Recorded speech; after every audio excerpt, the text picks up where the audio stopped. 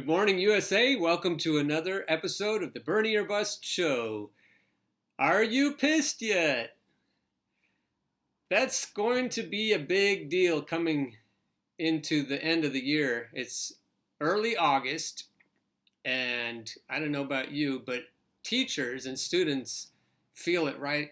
Even though it still looks like summer, feels like we're coming into the next season because of the back to school sales and getting all situated for the new. I'm already looking at Christmas music because I'm a choral music teacher, and people who work in retail, they're also inundated with Halloween decorations already. So what I want to stress is that we need to get our act together, because what we have in this election cycle, more than in any other, and I've seen this discussed in quite a few other places, class warfare. I noticed a commentator reacting to Bernie on the Joe Rogan Experience. He was saying how amazing that in such a large viewer format, with so many viewers tuned in from all different walks of life, from all different political perspectives, how interesting that Bernie is allowed to just speak candidly, openly, in a format where lots of people can see him, about class warfare, because that sort of discussion on the network news, on corporate owned news and other information sources, even sitcoms, if you think about it that way, or sports or anything else you can find on corporate sponsored media, you're not going to get such blatant anti-oligarchy messages. And on the Joe Rogan Experience, he sits calmly and just explains, I'm going to take down the big money interests. I'm going to go up against these drug companies, against health insurance companies, up against big oil, big pharma, against the military industrial complex, against the prison industrial complex. Bernie just says candidly in front of millions of viewers, we're going to take these guys down. That is unprecedented, that so many people could hear that message. So my observation on Facebook, this is class warfare, pure and simple. That's why there's so much snarling from the elitists. They can't just scoff and sneer any longer, because Bernie is becoming a true threat.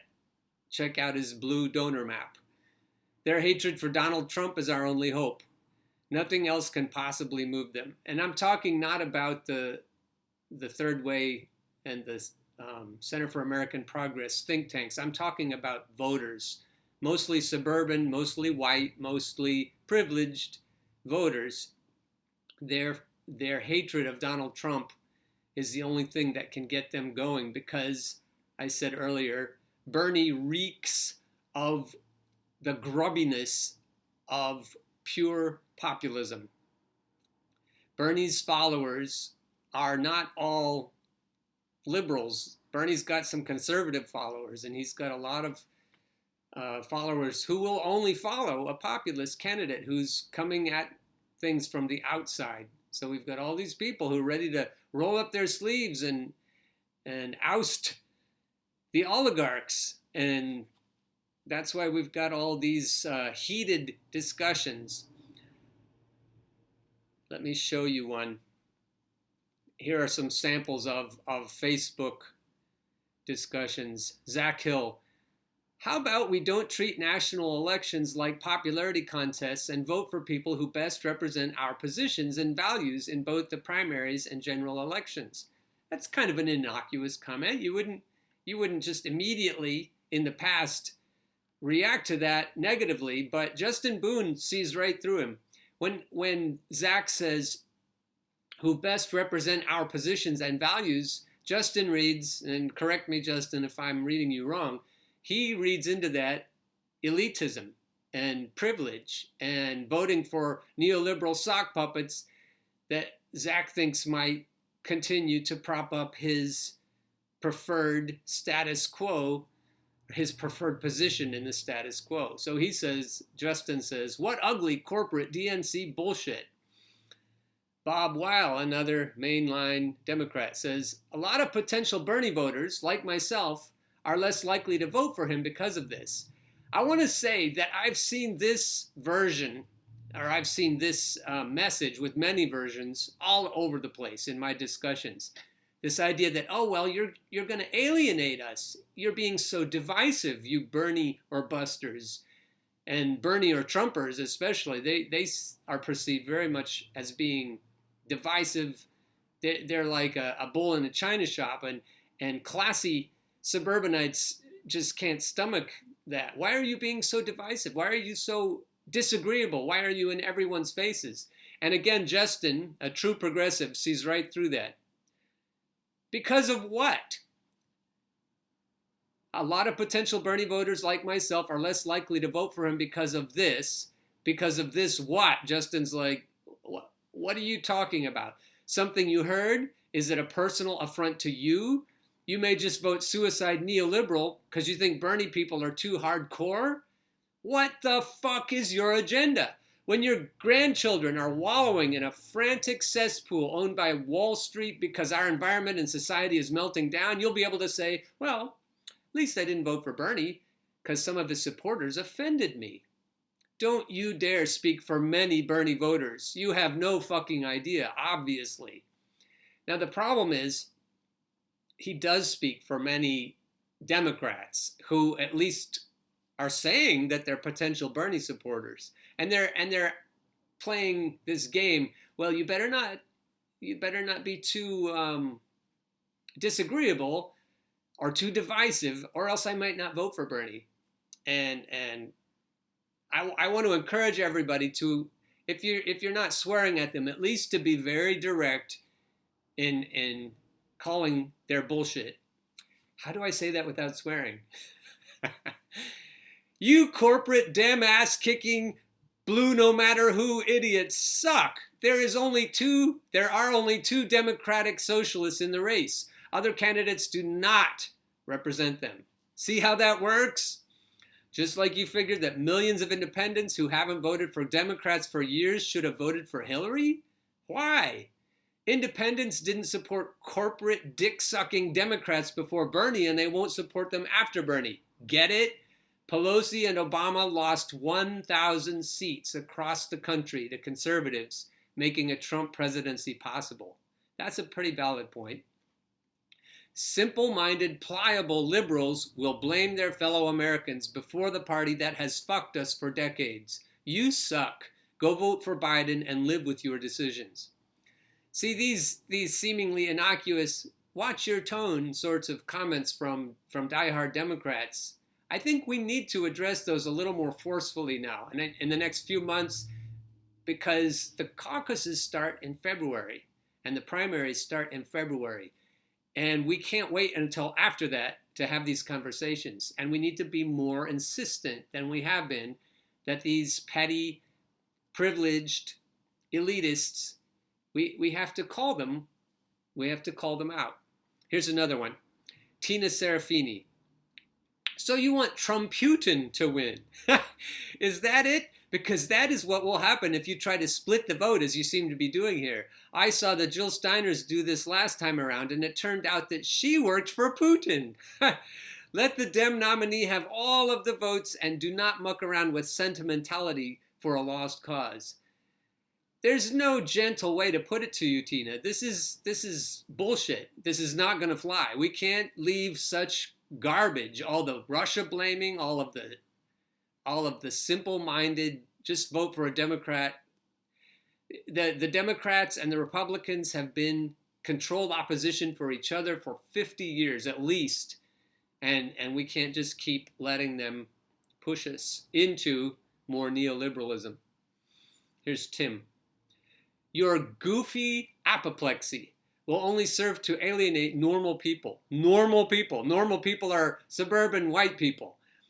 You're not doing Mr. Sanders any favors with your unreasonable nature. It makes people wonder what's wrong with him if he attracts such an individual. Oh, so I'm such an unwashed, burly, not classy example of leftist that I might alienate all the classy read privileged elitist people.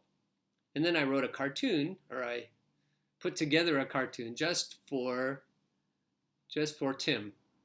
Hey, don't normal people typically do whatever their corporate owners dictate? Normal. I guess it's okay not to be normal then, in the opinion of this frog. Wait, isn't that an ad hominem attack? Ad froginem. Well, at least he said goofy. That's not too offensive. You got to look at this as an ad hominem. When people say, well, you're being too divisive. You need to watch your tone. Don't be so unreasonable. All of these are really just subtle ad hominem attacks. And we've got to get over this shit. This is what Dane says. I will vote for Bernie Sanders and only Bernie Sanders in the primary, and I will write him in come the general election. A quick note, you can't write him in some states, so that's not gonna, I don't know where Dane lives, but Dane Jonathan, but I'm not advocating a write-in. But anyway, if the DNC pulls their fuckery again, Bernie or bust to me means just that. Nominate the man who has the best chance of defeating T-Rump.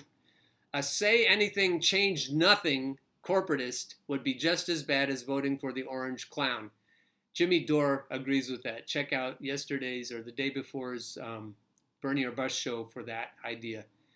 Voting for a candidate selected by superdelegates against the will of the people isn't an option.